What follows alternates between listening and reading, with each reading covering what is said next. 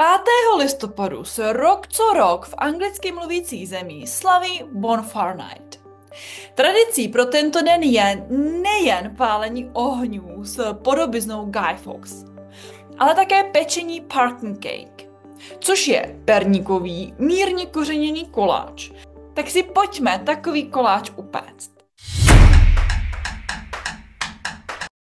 Na přípravu těsta potřebujeme 1,5 šálku mouky, 1,5 lžičky prášku do pečiva, 2 lžíce mletého zázvoru, 3 lžíce mléka, 1 šálek hnědého cukru, 2 rozšlehaná vejce, 1 šálek velkých ovesných vloček, 1 šálek kukuřičného syrupu nebo zlatého syrupu, 1 lžička mletého muškátového oříšku, půl lžičky mleté skořice, půl lžičky mletého hřebíčku, 3/4 šálku másla a 1/4 melasy.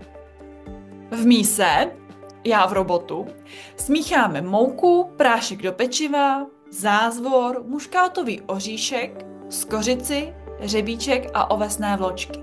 V menším hrnci rozpustíme máslo a přidáme kukuřičný syrup, melasu a třtinový cukr. Až bude vše rozpuštěné, ale ne moc horké, vmícháme to do suchých surovin. Rozšleháme vejce a mléko a vmícháme jej do těsta.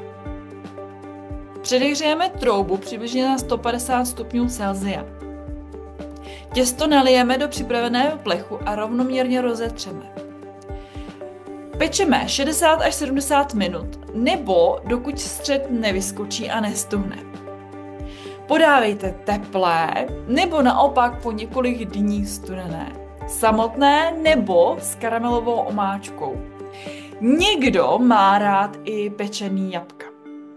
Líbilo se vám toto video? Tak mi dejte like a sledujte další má videa, budu se na vás těšit.